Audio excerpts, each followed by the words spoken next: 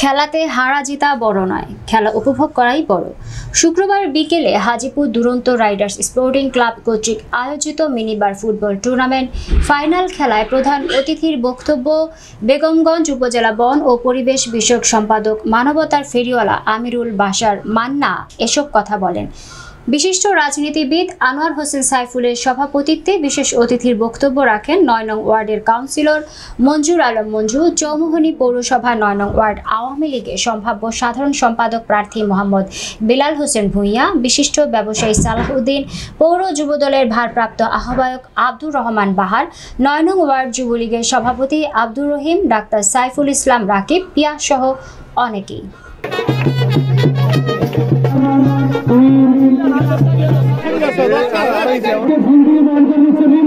আরো অনেক বিশেষ অতিথি রয়েছেন, দয়া করে ক্ষমা করে দিবেন।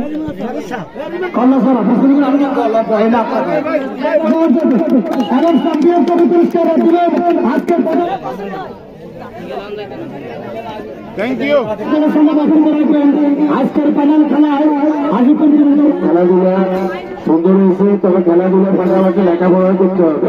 খেলাধুলার কারণে খেলাধুলা দেখছি আজকে মনে হয় 15-16 দিনে খেলা চলছে।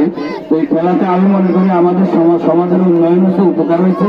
কারণ চা দোকানে বসে থাকার চেয়ে ছেলেরা এখানে আসে খেলাধুলা দেখছে, এটা আমরা অনেক আজকের এই খেলা আয়োজন করেছে। আমি সবাইকে কৃতজ্ঞতা জানাই এবং পাশাপাশি আন্তরিকতা এবং স্নেহ করি। সবাইকে ধন্যবাদ। আসসালামু আলাইকুম।